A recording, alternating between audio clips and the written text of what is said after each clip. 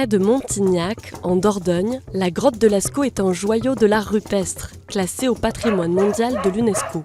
Découverte en 1940, elle a été fermée au public en 1963, car la surfréquentation touristique dégradait les œuvres.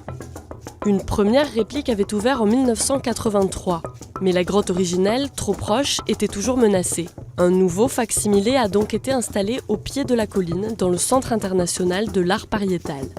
La grotte y est reproduite à l'identique et au millimètre près, imitant jusqu'aux gestes de nos ancêtres Cro-Magnons, qui ont orné la caverne il y a environ 20 000 ans. Parfois vue comme une sorte de chapelle sixtine préhistorique, la cavité s'étend sur 200 mètres de long, avec une alternance de salles et de galeries couloirs. Monumentales et disposées en hauteur, les fresques sont d'une grande finesse. Elles représentent plus de 600 animaux accompagnés de signes énigmatiques. Chevaux, bovins ou cerfs s'y croisent et côtoient quelques carnivores, ainsi qu'une silhouette humaine.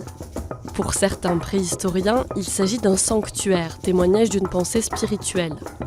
Les hommes de Cro-Magnon s'éclairaient à l'aide de lampes à graisse et de torches. Pour peindre à près de 3 mètres du sol, ils ont pu grimper sur des échelles ou des échafaudages rudimentaires.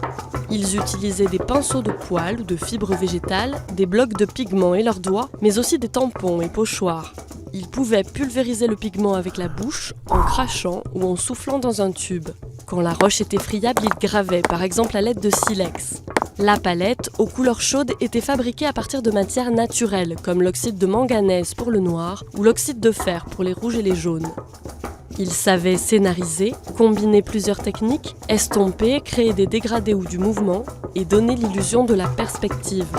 Leurs œuvres, qui ont traversé les millénaires, inspirent encore les artistes aujourd'hui.